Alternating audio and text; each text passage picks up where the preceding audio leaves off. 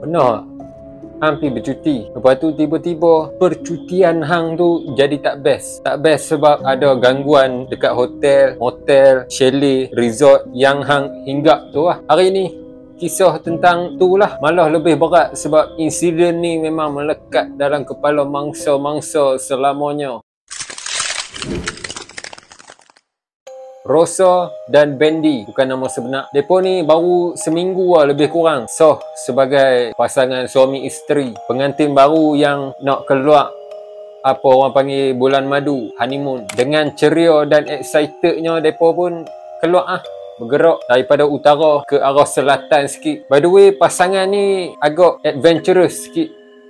Honeymoon pun mereka tak mau gempok-gempok hotel 5 star bagai. Vibe percutian yang mereka nak tu lain sikit lah, senang cerita. Kalau boleh tu mereka nak camping lah. Tapi honeymoon kan, takkan nak tidur dalam kemah. So mereka pun menginap dekat satu chalet klasik, chalet kayu yang jenis sebuah-sebuah tu kan. Kita cut short lah. Mereka pun sampai ke chalet tu waktu petang. Check in, unpack barang-barang sikit, lepak. Tunggu lepas senja. Lepas senja tu, mereka keluar pergi jalan-jalan sana sini. Lepas tu balik ke chalet. Katanya disebabkan rasa letih drive tu masih ada. Malam ni nak tidur dulu lah. Projek-projek honeymoon apa bala tu tergendala buat seketika. Tapi masa mereka balik chalet, rasa perasan ada beberapa barang-barang dia macam berubah tempat tau. Dan beberapa pakaian dia yang disangkut dalam almari tu jatuh bawah. Cuma time tu tak terfikir pelik apa pun lah. Angkat, sangkut balik je lah kan. So tu lah,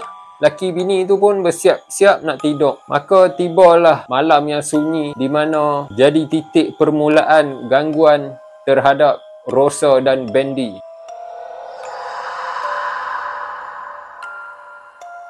Sunyi, sepi, ditemani lampu tepi. Hanya dengar bunyi aircon, bunyi cengkerik. Katanya Rosa tengah mimpi. Tak tahulah mimpi apa kan. Boleh jadi mimpi Ultraman lawan Iron Man. Mimpi ni random, tak ada jadual. Tapi dalam mimpi tu ada satu sound tambahan. Ada bunyi cakaran, bunyi cakap yang slow je. Bunyi dia tu macam cakaran kuku atas kain tu, atas kain cadar tu. Bunyi panjang dan slow. Krek, repeat, krek, repeat. Lebih kurang itu lah. Tiba-tiba Rosa terjaga. Alangkah terkejutnya dia sebab bunyi cakaran tu sebenarnya wujud dalam real life, bukan sekadar dalam mimpi je. Yang jadi masalahnya bunyi tu rapat tau dengan dia. Kan duk tidur, telinga rapat dengan bantal ataupun dengan tilam bunyi cakap tu macam betul-betul bawah dia. Macam ada benda duk mencakap bawah katil tu. Lama juga Rosa layan bunyi tu sambil paranoid, sambil terfikir macam-macam, tak berani nak buat apa. Layan, takut, tak layan, bunyi tu tetap wujud. Lah Rosa bangun cepat-cepat. Dia terus tala pergi bilik ayak. Dia kencir.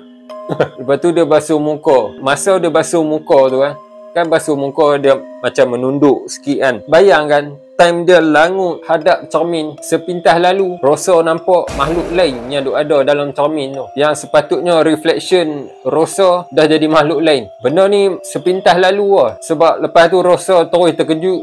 Dia menjerit satu jeritan, suk-sak. Laki dah sampai. Awak ni yang Rosa pun dia tergugup, tergagap. Lepas tu dia jawab, tak ada apa, terkejut, lipas lalu katanya. Pada aku memang ni satu kesilapan lah. Hang simpan seorang, hang ceritalah kat laki hang, bagi laki hang aware sekali dengan situasi terkini. Simpan seorang lagi rancak lah, datang tu kacau. Tapi mereka pun sambung tidur kan. Takkan tiba-tiba nak makan koci time-time macam ni. Bunyi cakap tu masa ni dah hilang dah. Tapi Rosa dia jadi tak boleh nak tidur juga. Benda terlalu sunyi sangat. So dia kejut dah. Dia gerak laki dia. Dia cakap dia nak buka TV. Biar aja on sambil tidur. Kat sini Rosa silap lagi. Dia ingat penatang tu jakun sangat, tak reti nak tekan TV. Reti sebab tiba-tiba TV tu channel dia tertukar sendiri. Masalahnya laki dia tu dah hanyut sampai Colombia dah. Brother dah mimpi naik private jet bagai. Yang seramnya tiba-tiba boleh pula ada bunyi ketuk dekat tingkap Kan chalet kayu So segala ketukan, cakaran apa semua tu memang dengar dengan jelas Bunyi ketuk tu dia macam 3 kali laju. Dan ketukan tu dia berterusan Dia macam ketuk, berhenti, ketuk, berhenti, ketuk, berhenti. Sampai satu tahap Rosa pun macam Dia macam dia macam dah panas dah kan. Hilang bunyi ketuk tu. Tapi nya berjangkit kat tempat lain pula. Rosa nampak pintu almari dalam bilik tu, almari sliding, pintu tu terbuka sendiri. Slow. Rosa gerak Bendy. Lepas tu dia bagi tahu sambil bisik. Bendy pun sebagai suami dia jalankan tanggungjawab dia. Dia bangun, baca-baca sikit doa apa yang patut, sambung tidur, peluk bini dia. Kali ni tidurnya tu tak sedap sampai esok pagi terus.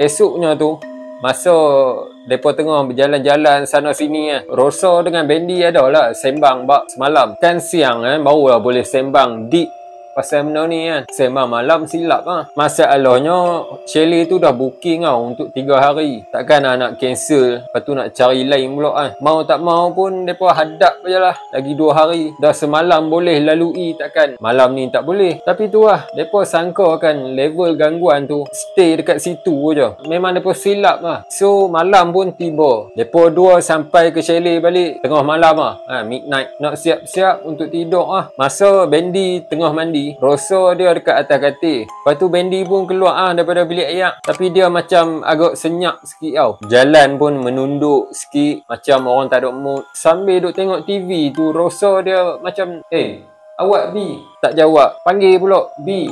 Tak jawab. Kali ketiga Rosa nak buka mulut, Bendy terus beralih ke arah Rosa. Muka tu dia masih muka Bendy lagi, tapi raut wajah tu lain tau. Muka macam tengah geram kau-kau, sikit lagi nak mengamuk, jegir mata tak sangga. Lepas tu Bendy terus beralih jalan keluar daripada bilik sambil cakap, kau ni sial. Tiba-tiba pula maki Rosa dia terus tersentak tau. Dia terkejut sebab sepanjang dia kenal Bendy ni memang tak pernah sekali pun dia dengar Bendy cakap slang selain daripada utara. Memang dialek utara direct punya. Tiba-tiba kau ni sial.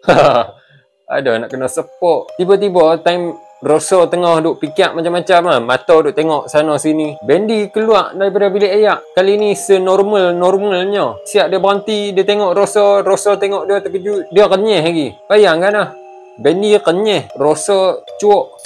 Blackout.